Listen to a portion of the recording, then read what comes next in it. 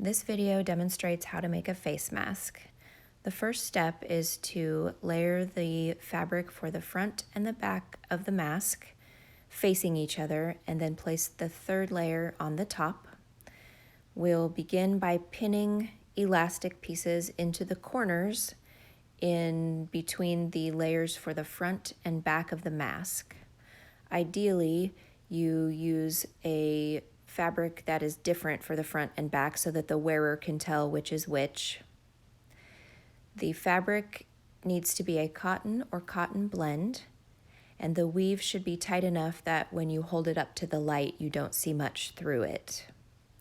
The size for fabric is 6" by 9" rectangles. The size for elastic is 6½ inches. If you want to make a mask with a little bit extra stretch to it, you could use a 7" elastic measurement. After pinning the elastic in place, then I pin the sides. On the side I've designated as the bottom, I pin an area where I will leave a gap in order to fold the mask outside out.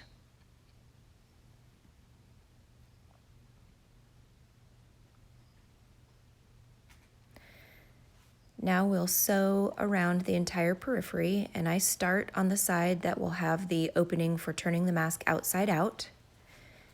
I'm using a small straight stitch and a 3/8 inch seam allowance. I recommend backstitching in both directions over each corner in order to secure the elastic in place, because this will be the point of maximum tension.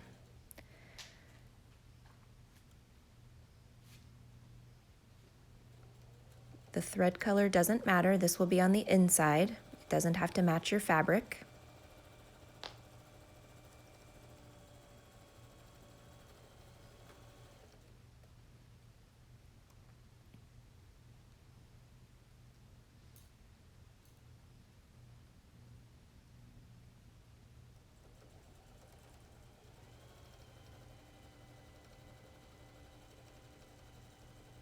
And here again, backstitching in both directions over each corner so that that elastic is very well secured.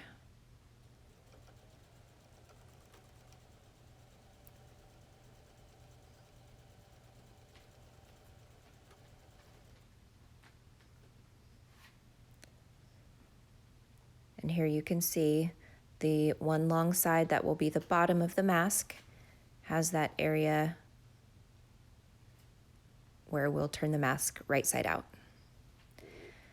The next step is to trim some of the excess fabric from the corners, which will help the mask to lay more flat and also allow you to pull the elastic out a little more easily.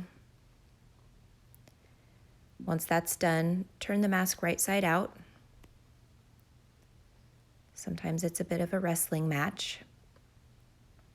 As you do so, give those elastic pieces a good tug, because this is a good way to know whether you have them well anchored in the corners. That will also help the mask lay more flat. I like to go ahead and iron it at this step as well, because it makes it a little bit easier for the next step.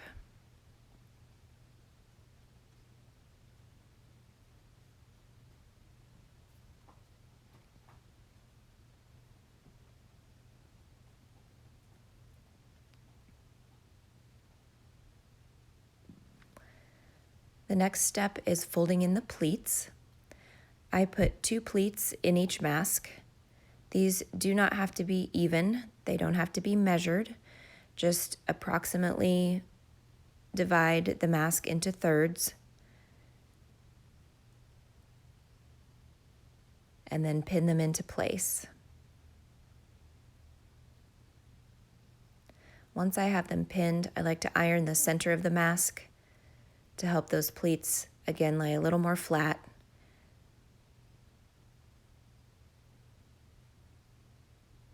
And then we have our opening there at the bottom of the mask.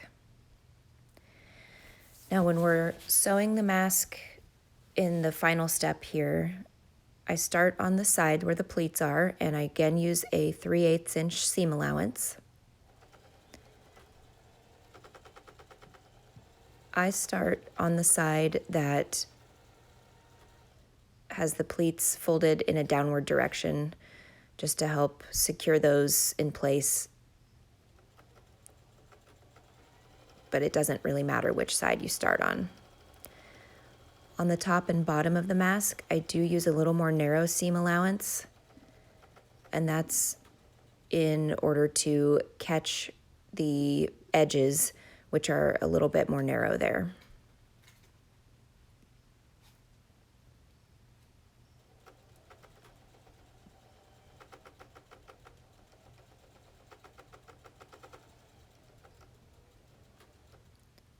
So here I'm sewing the bottom of the mask where that gap is, and by a little more narrow seam allowance, I mean I use the marking on the foot of the sewing machine rather than the 3/8 inch seam allowance.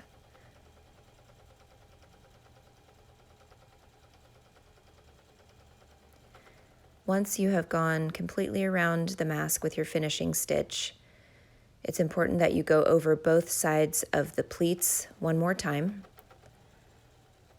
because they will also be under lots of tension once the mask is spread out to be worn.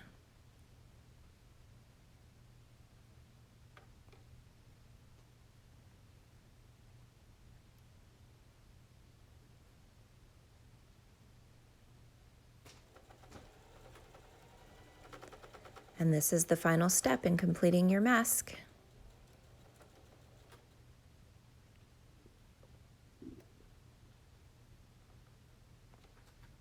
You can double check to make sure that you've caught the edges and secured the fabric, especially in the area you left open to turn the mask right side out. And it's ready to wear.